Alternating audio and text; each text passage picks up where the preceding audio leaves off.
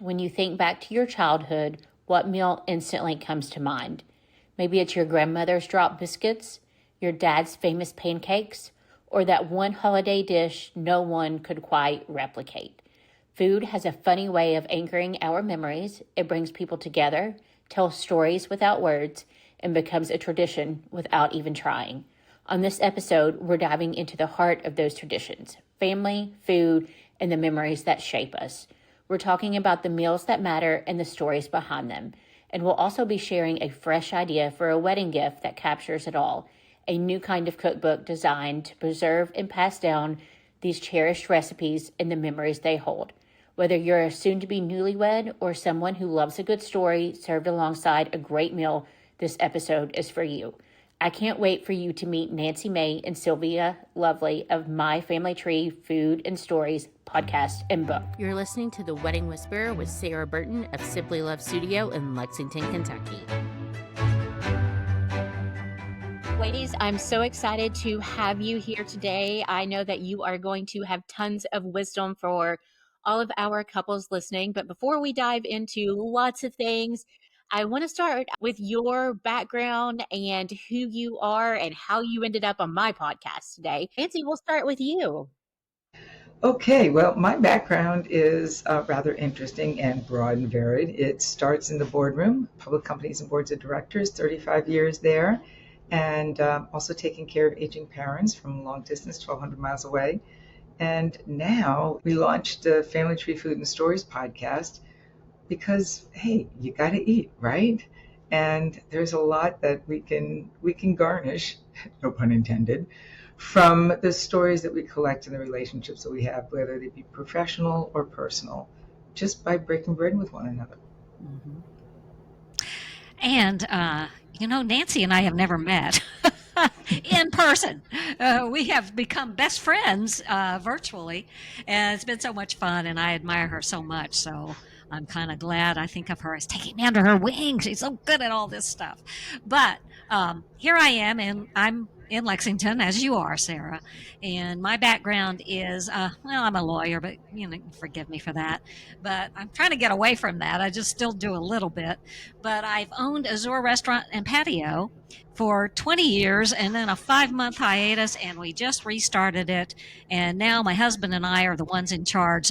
Scary, but anyway, fun. And the reason I got into the restaurant business was because of storytelling. Everybody that comes to a restaurant, and trust me, I've had a wedding that took place at Azure. We have anniversaries. We have all kinds of joyous things, rehearsal dinners. All of those things happen on our beautiful, luscious patio. And so storytelling, because every person brings a story into the room, and I cannot get enough of them. And that's why we want to back in the business, as crazy as that sounds. It's not an easy business. But meeting up with Nancy sort of fulfilled that dream of marrying food with stories. And that's what we started out doing. And now we barely can get through a meeting with having to tell each of us 5 stories about something.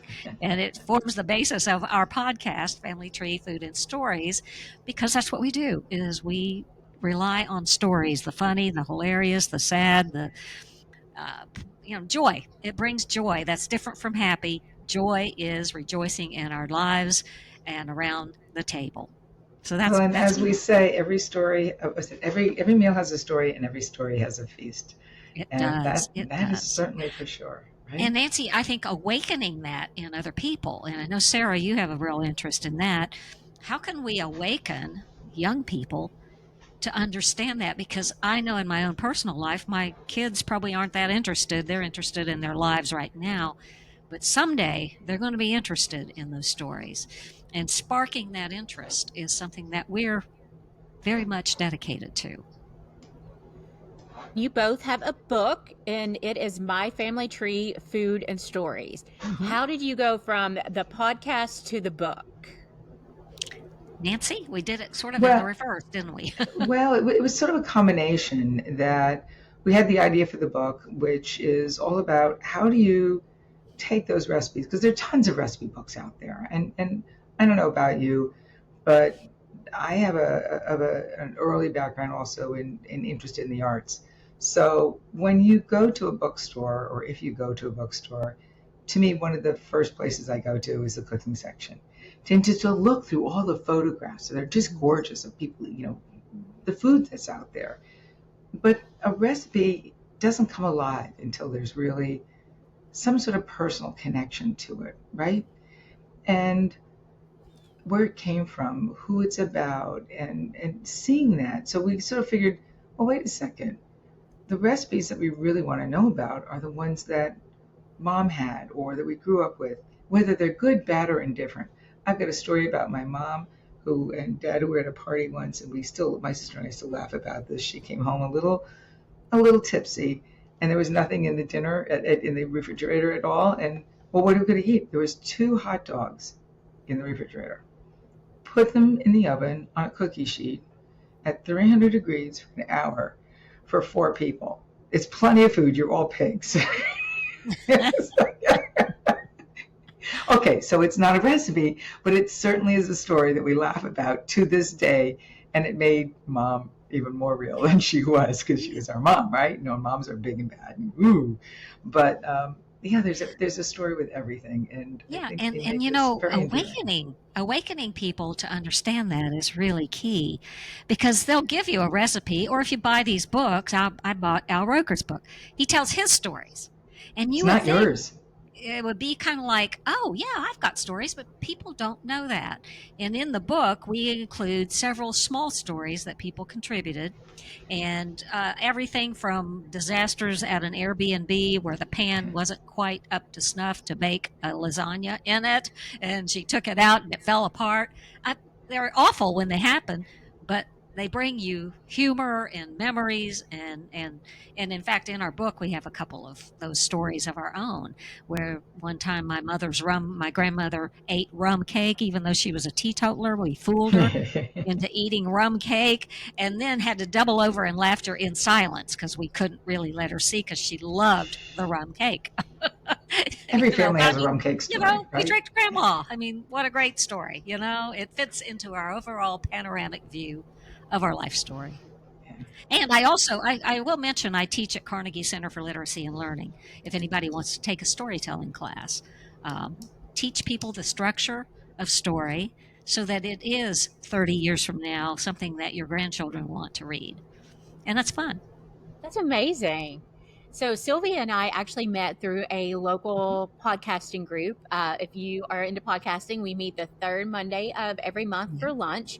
And a lot of the folks in the podcasting group have been trying to work with each other and be on each other's podcasts and just kind of get everyone's name out there. And Sylvia had reached out to me about switching podcasts and mentioned the book. And so she was going to send me a copy, and it came, and it is maybe about 3/4 of an inch. 272 pages. Yep. Yeah, you know. I know, I put it And together. Oh, yeah, you did. And so it sat here for a while. I'm not a big book person in general. I listen to books. The thought of sitting down and actually reading a book from front to back is not for me. And so I Uh-huh. just kept putting off opening it, and just kept You're putting it not a off. spine Okay. cracker, as they call them, right? Yes. And so I was finally opening it. I was like, oh, this is not what I was expecting it Yeah, at yeah, yeah, all. yeah. Yeah. Um, so I don't know how many of those 270 something pages actually have stories and stuff on it, but they are not all things that you have to read. No. Part No, of they're that not. is, Yeah. yeah. One of the things you can do with the book, like I've heard an awful lot of people, Nancy, in fact, Meredith Plant is one of, and you know Meredith, how delightful Meredith is. Well, she started putting her own book together, even though she had gotten her mother's recipes in her mother's handwriting, which is really important to people, right? That handwriting, those smudges on the edges and the corners. You could even take those handwritten recipes and you could put them in the book. You could fasten them to the book. And on the opposite side, write the story. And Meredith has beautiful calligraphy. I mean, she's just a calligrapher by nature. And so she's writing in her own stories. Or if she wanted to, she could put in her mother's handwritten stories, because that's important. You don't even have to write it all out, Or except you for the have story. guests coming in, right? You have guests, them family guests, whether they're family members or not. And one of the fun activities you can do together in an evening is to say, what was your story? What do you remember about mom's Hmm. dish or your mother's dish or your grandmother's or your Aunt Susie's or even your sisters, your brothers? Because not all women cook. I mean, the guys are cooking now too. So, and even Yeah. kids are getting really into the cooking scene. But yeah, One of my favorite stories in the book is my son, who has 8 children. How do you feed 8 children? Lots of That should be a Chinese, whole book. lots of Italian, and lots of it's kind of like pancakes. one bite at a time. Yeah. There's a joke in that. I do want to talk just real quick about what is actually in here. So, in the beginning, you'll have the stories and the intro, the meat of it. So, I've got this recipe from when I use it, my most cherished memories. And then on the right side is all of the information about the recipe. So, this is something that if you receive this as a gift, if you purchase this for yourself, or if you're giving this as a gift, this is something that you could do in the beginning stages of the planning process. This could even be an Oh yeah. engagement gift for someone, Oh, yeah. that the couple could take to with them to family reunions. They could have for the Hmm. bridal showers. They could actually have at the reception. It could be such a part of the planning process because you see different people at different times and just really get everyone's stories. As I was Yeah. talking to you all, I have always wanted to get I always wanted to get my grandmother's handwriting and her chicken casserole. I Oh, would yeah. always ask anytime we were having a family reunion or a church event, I was like, "Are you bringing chicken casserole? Which dish is it going to be in? Because that's what I want to eat today." And I regret now, Oh, yeah. she's still here, but she would never be able to write that now. Um, that I would have Well, at some point asked her for that. yeah. I Yeah, have an there's so, idea. Okay. You really got me thinking about this. One of the things that a bride, let's talk about a bride getting ready for her wedding and having a wedding shower. Now a lot of people will do recipe showers, bring a recipe, that right. kind of thing. It also fits into something borrowed, as the old saying goes. It's old, new, borrowed, blue, right? Yep. Hmm. But have them bring not just the recipe. Storytelling is a universal language. People don't think they can do it, but have them bring Don't the do it. story, Yep. and they share the story, right, Nancy? Yeah, even if you don't think you can tell a story, just hearing a little snippet, somebody will always hear it differently, guaranteed. And what's nice about it is that you can make it your own because somebody else has shared it with you. And Yeah. there's nothing more endearing. I mean, I'm going through, we moved a couple of years ago from Connecticut down to Florida, and then we moved from the house that we're in to a new house that we built. And unpacking all the cookbooks that I had, some that I use, some I don't use. Finding the recipe cards that I didn't know I had, Yeah. or little pieces of scraps of paper that my mom had made notes on that had the stains of the grease, or the cookbook, and they're just there's something that's really warm and endearing. And although she's gone, I feel like she's there with me, which is really sweet. So for somebody to be able to handwrite it in there, even if they're Yeah. not doing it by hand, to even put their name on it, to sign it. So you write, Sarah, you could write the story and then say, is this how it happened? And then just have your grandmother sign her name on it. And that would Yeah. be it, right? And you mentioned something earlier about your grandmother. Let me also share with people, it doesn't have to be a total success story. My mother died of cancer in 2001, and she made the best fried chicken ever. Well, all of a sudden, I kind of woke up one November. It was her birthday. It was November 19th. And I'm like, I have to get that chicken recipe. I've got to have her show me how to make that fried chicken. Well, I got her out of bed. She died on December 19th, so that's how long she had left. And she was almost comatose. And I said, can you come help me? Just come help me get it started. She got to the kitchen and she put that chicken in the frying pan on the exact same temperature it should have been on. And I went to do something quickly and I came back and she was gone. And the Oh, chicken was frying away. And I went to look for her. I turned it off and she was sound asleep in the bed. oh, I had lost the chance. And oh. that's a story too, that sometimes we do have a regret. And there's nothing wrong with a story because it wasn't a sad story. It was the love of my mother, whose time had passed, and it did literally pass a month later. But people don't always have to tell, happy stories. They can be stories of poignancy, of moments lost because you My revived dad's them in a clam better chauder story. story, which was Yeah, yeah. episode Well, number your clam 2 on the chowder show. story is beautiful. It's so Yeah. beautiful. But it's interesting too, is that because you're the wedding whisperer, Sarah, food is so much a part of a wedding, right? Food is part of celebration.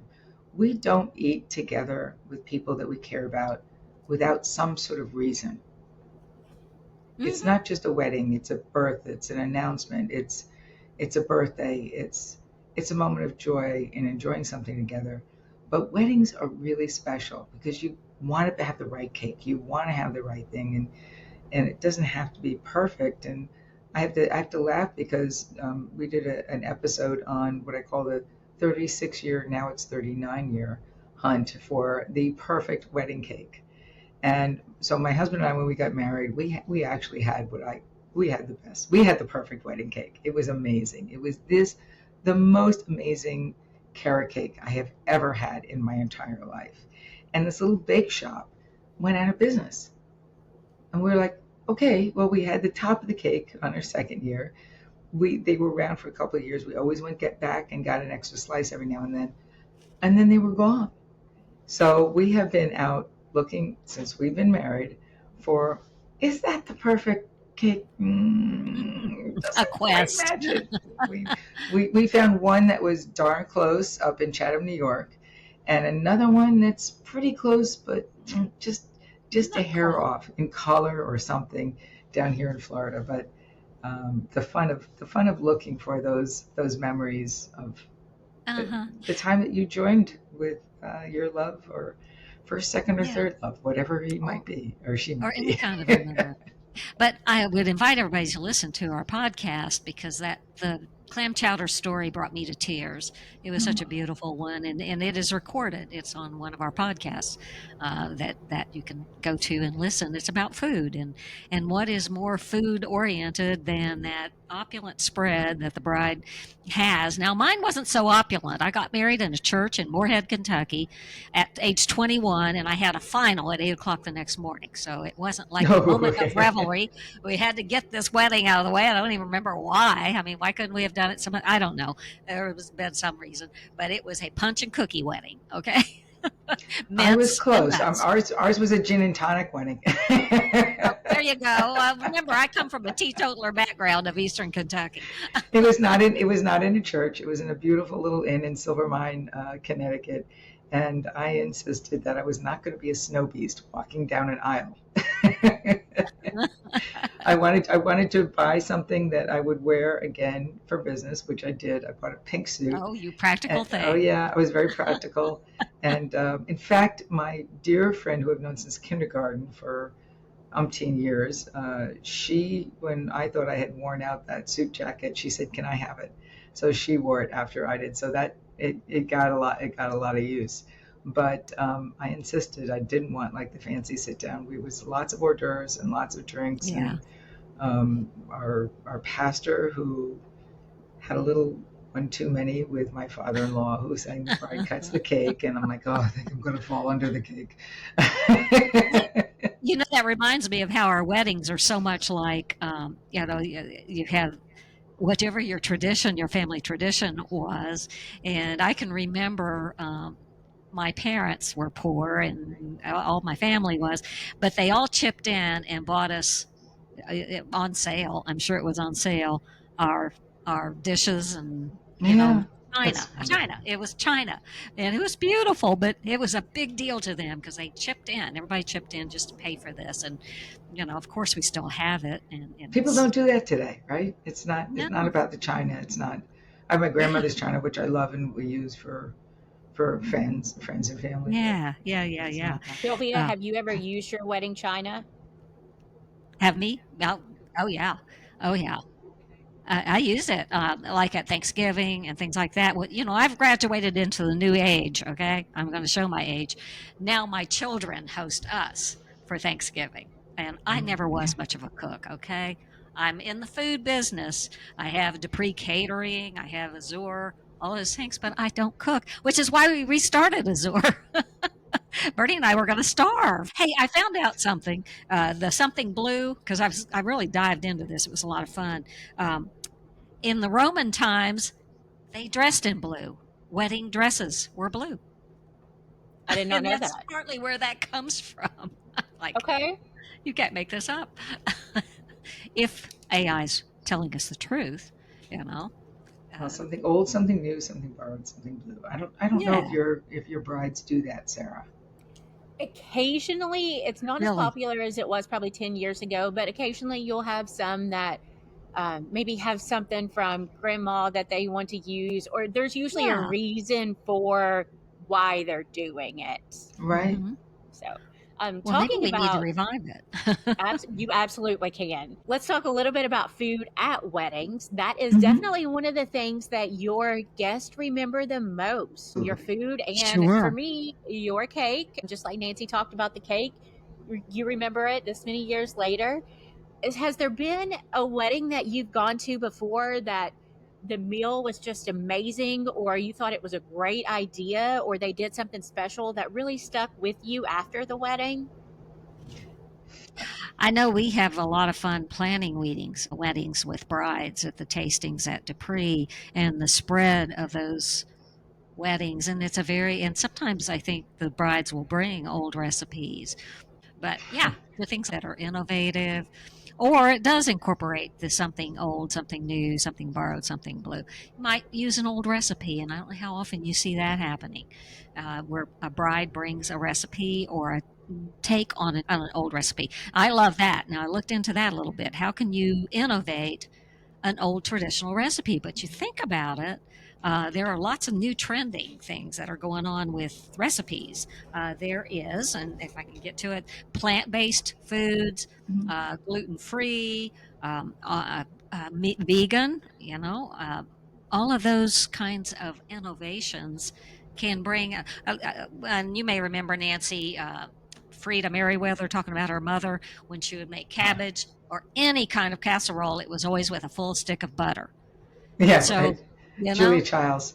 can you do something other than a full stick of butter that people are more health conscious? No. And no, I know you really can't, but maybe It's a that's wedding. because It's we one remember day. I mean, really just splurge.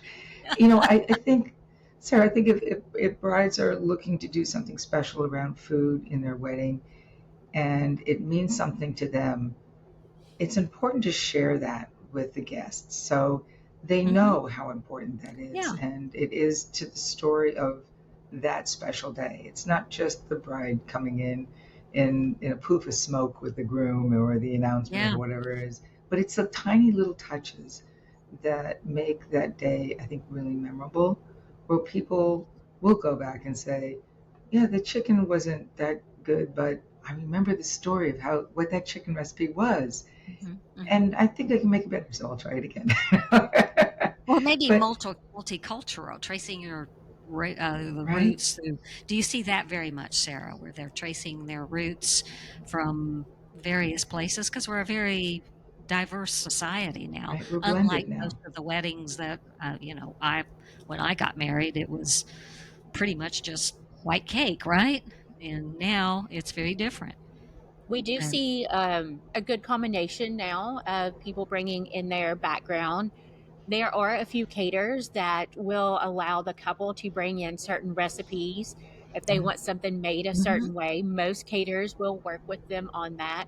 And they'll get to try that during their tasting to make sure that they're good with that.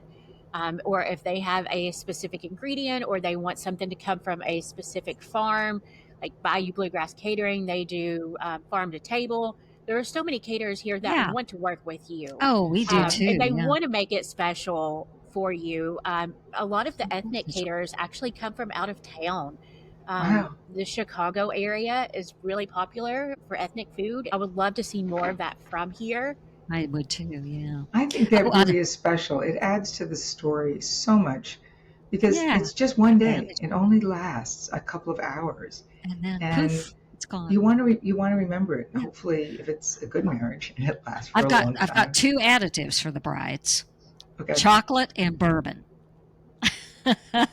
Anything with chocolate and bourbon, and it's starting to. I mean, we're adding a lot more bourbon kind of infused absolutely. Is that dishes. Is that one so you enjoy it, and two that you'll forget it? Times have changed. Do either of you have a favorite cake flavor? I know, is carrot cake your favorite, or is Oh, that just carrot because of the cake wedding? is, although I have just discovered there's a little bakery down here in Tarpon Springs that we enjoy going to, and have discovered some of their cakes are amazing. Biscuit cake. Have you ever heard of biscuit cookies? Yeah. Oh my gosh. And I don't know what it is, but there's something in the frosting. It's pretty darn close to carrot cake. Carrot cake is still, if it's a good carrot cake, because there's nothing like a bad carrot cake. And wedding cakes are interesting. I really took a deep dive here. Okay, it's just so fascinating. Like wedding cake disasters.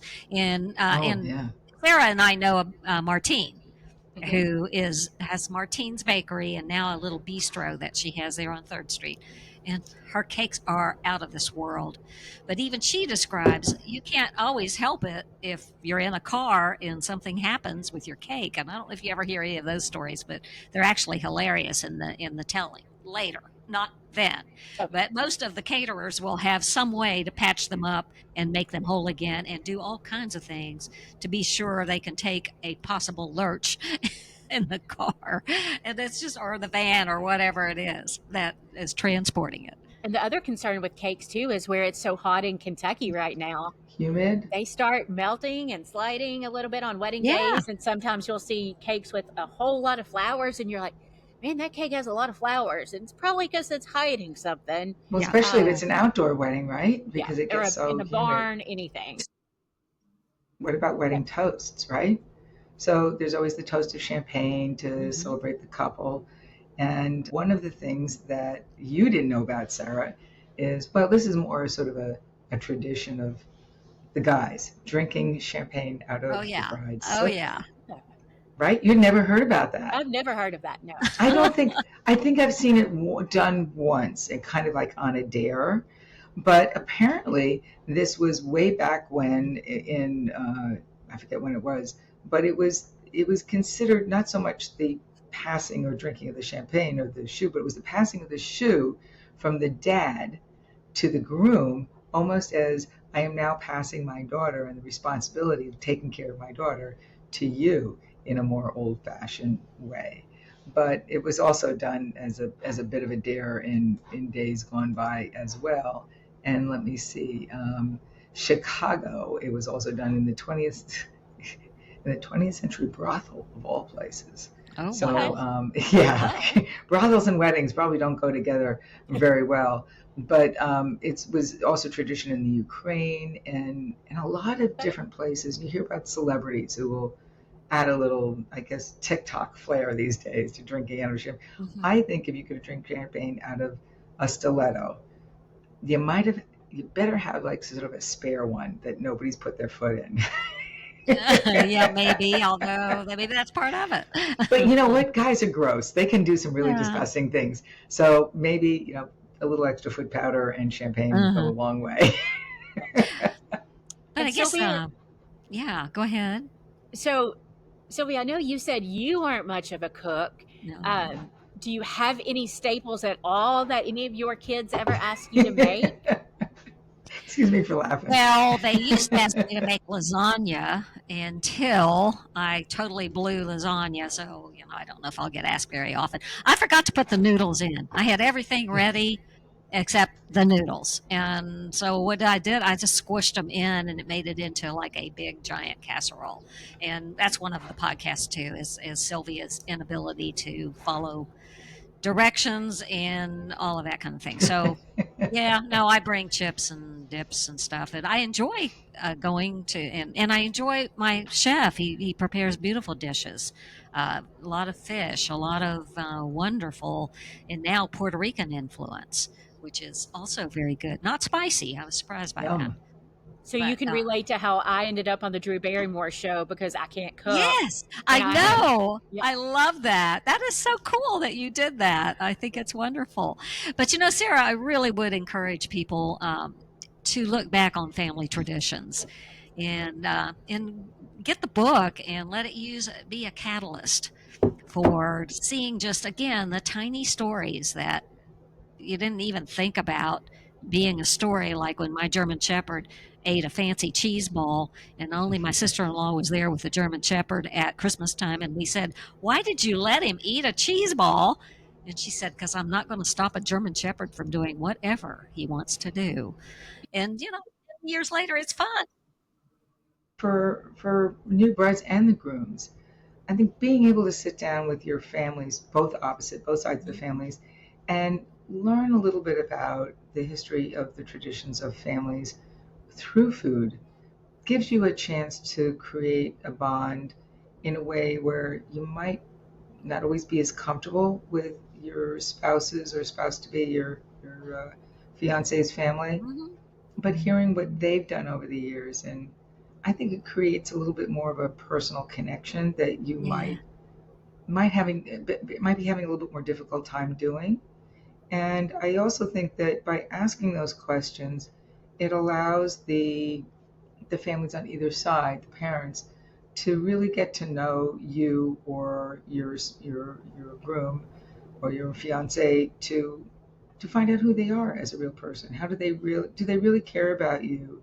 Do they really care about family, or are they going to be the kind that just says, "Well, Thanksgiving is always at our house and we don't care about you"? Mm-hmm. And that really allows for a little bit more of a cementing of a connection and understanding where they came from as kids too. So I think that's kind Yeah. of an interesting way to even sit down both sides of the family and say, we want to hear your stories. And there's no better way to have a meal. It's very difficult to fight over a meal when there's dessert involved, right? Yeah. I mean, uh, you can have your disagreements, but even still, if it's good, there's yeah. always somebody willing, or even if it's not good and somebody's making a mistake, there's always the mom or the mom-in-law or the dad or the dad-in-law who'll step in and say, "Hun, let me show you how to do that," and you just shut up and let them do it. Yeah, because it's that tradition and it's so Mhm. priceless. And almost every great cook, if you just allow them to, they will tell you stories, even if they're not a great cook. I've got stories about food, like my mother's fried chicken. I never learned to make it, so now my son makes fried chicken and he does really well at it. Maybe it came through the genetic line or something, it passed me by.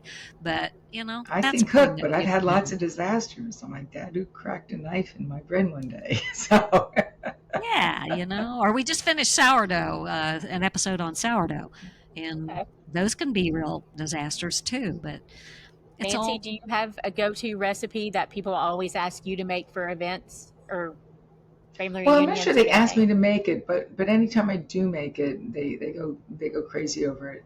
And people have asked me for this recipe, and I call it Mom's Special Chicken, and I have my mom's recipe for it. And I think it was a make it now, bake it later kind of thing from the '60s. And my sister found that recipe recently. She's out in Oklahoma now, and said, "Oh, that's Mom's Oriental Chicken." I said, "No, that was Mom's birthday chicken, as far as I could. Every time was a birthday, and it was very simple." Look at this. This is a story. I know you can't read it, but it's an apple dumpling recipe that my aunt wrote out. This is her handwriting. And a poignant story that came from that is that she was always slow and she couldn't get to the family reunions on time. And she is in Ohio. We had to get on the road and she wanted to bring her apple dumplings. Well, she arrived an hour later after we left and she died shortly thereafter. And I'm like, oh, but it was a good memory of her. And I have her handwritten apple dumpling story or recipe here. It's like front and back. I mean, it's complicated. I'm gonna send it to one of y'all. Nancy, you're the cook in this family. Oh, give it to me. I'll try it.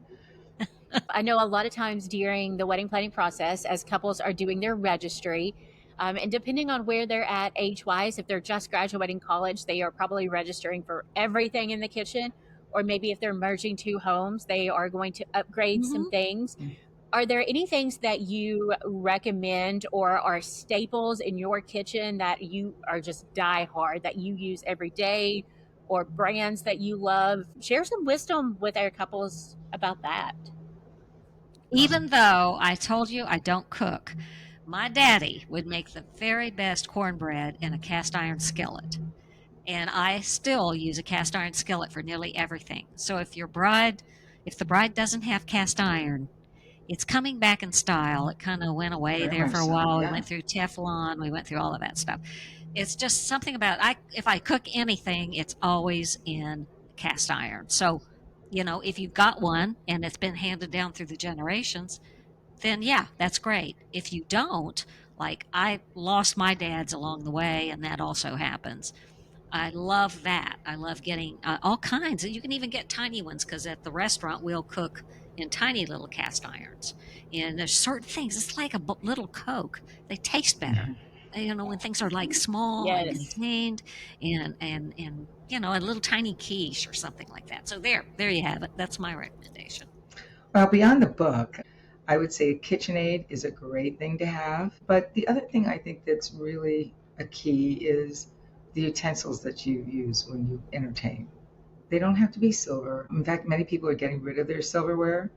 Yeah. And I've bought silverware, or maybe it's plated silver at antique shops, just because I find it's interesting to have different mix and matches of is. things. And they tell their own story. So the tools that you eat with at the table and that mix and match kind of thing that's fun and entertaining. And I am a snob for cloth napkins. I love cloth napkins. They're difficult to find, but I still have some old napkins that were family that have the initials on them that are a little stained and used. But I think the personality of how you feel when you hold something in your hand is really key. And glasses. I am also a glass snob, cool glasses, drinking glasses, whatever it is. If it tells a story, I kind of want it. But for cooking and Nice. baking, yeah. And a good knife. A good knife, you cannot, although you don't want to That's give what we knives as say. gifts. If you give a knife as a gift, you're always supposed to put like a penny or something in it. Although I'd rather have $100 bill. But Is there a it's supposed to brand of chase away knife? the bad luck. But Okay, I've not heard that. I'll have to go research that. now Is there a put a brand of penny in a knives? knife. Yeah. Oh, never heard Uh, that. Yes, actually, giving knives as a gift, especially at a wedding, is bad luck. But if you put a penny in the knife, Ah, I had an uncle who gave us knives, and here we are, 37 years later. He put a penny in it, and that's fine.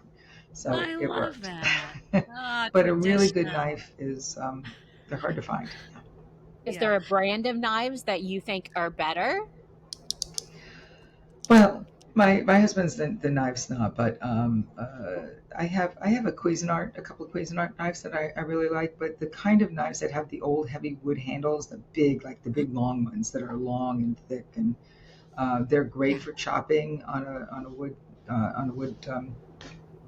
cutting board, especially if you've got herbs. I know you're supposed to like tear and rip the herbs for more oils, but chopping it up in a little charbonnade is kind of cool. So I will say that two things. When it comes to the KitchenAid mixer and some of the more expensive things on the registry, what I see a lot of people doing whenever the couple does register for more expensive things, a lot of times office groups will go in and kind of contribute to a That's a bigger great item, idea. That's a great idea. or a Or set of family family, members. Yeah. family, siblings, a life group at church. A lot of times it'll be people coming together to Right. contribute toward that. I always recommend, if a bride puts the like $300 KitchenAid mixer on there, to let the groom also have something similar price range. Oh, Let that's a him good pick out idea. the leaf blower, the Yeti Mm-hmm. cooler. Let him feel a little special too whenever it comes to the That's cute. registry. Yeah. And then you could Yeah. also on Amazon now, whenever couples register for the mixer, for example, someone can go in and contribute $50 toward that. Well, Great that's And it, idea. interesting. That's a and great then idea it'll because not show up everybody that, has the money to do that. exactly. And I So will I say think I have one favorite kitchen appliance. I can't do anything in the kitchen. I blow everything up. I've probably had everything on fire at this point. The Ninja Creamy is my absolute favorite kitchen Ninja. appliance. Ninja what? Ninja Creamy. And what's so Ninja Creaming? What does it do? so you freeze liquids. I do a lot of protein stuff. So mine would be like frozen yogurt. No, it would be like Greek yogurt and then Fairlife milk and like some chocolate protein powder. I would freeze that overnight, and then I put it into the creamy machine, and it whips it up, and it's essentially like ice cream. Oh, So you so you can do like sorbet. But yeah, if you're not familiar with the creamy, absolutely check that out. All right, Like, I'm going to check that my out. husband's going to go crazy over that. Yeah, he's got a birthday coming up. I might have to do that.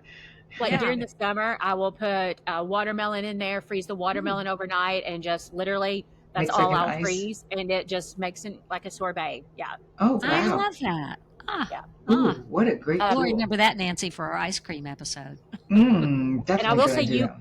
you can blow those up because I blew the first one up. I love that for you. Caught it on fire. Well, it was like smoking, and there was like metal like shredding. It's great. I still use. I mean, I got another one because it was that great. Oh. But I do want to say one more thing that I really loved about the book. In the beginning of it, it has a place for a picture. And I think a lot of the pictures of me growing up are with my grandmothers and with my mom in the kitchen. You know, we broke beans, and my grandmother's always made biscuits. So a lot of pictures as a child were cooking related. Obviously, that picture could be something other than that, just a family pictures. But I love that how it's literally personalized from the beginning. Yeah. And there's room for pictures throughout and even at the back. And Yeah. we show you if you want to follow your stories based on your family tree. In the back, there's a little instruction on how do you actually look at your family tree and figure out what's going on. Certainly, you can go to Ancestry if you don't even know who your relatives are. And then finally, there's gratitude. There are 2 pages, one for gratitude and graces.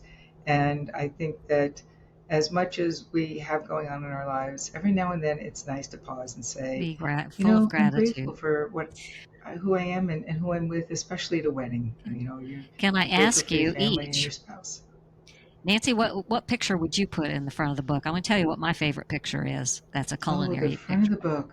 I have one that I actually made to go on a pillow for my mother because my mother and my husband didn't get along too well. Actually, they scrappy like at each other. And it was a picture of the 2 of us biting into an apple in an apple orchard, and I made that pillow for my mother. So I probably put that one on. I've got one of Bob eating a fish like this too, or pretending to eat a fish. So I've got a few. You want to hear mine? Pictures tell bigger stories than just the story in the picture, right? Mm-hmm. And this kind of showed our crazy lives when our boys were growing up. Bernie laughing as he looks in the oven, and I had left the dog's food bowl in the oven and then heated the oven up to put something in it. And that plastic had dripped all over the oven. And it just told the story, and we're laughing because it was so typical of something crazy I would do because I was doing too many things, which is my life story. So there you have my picture.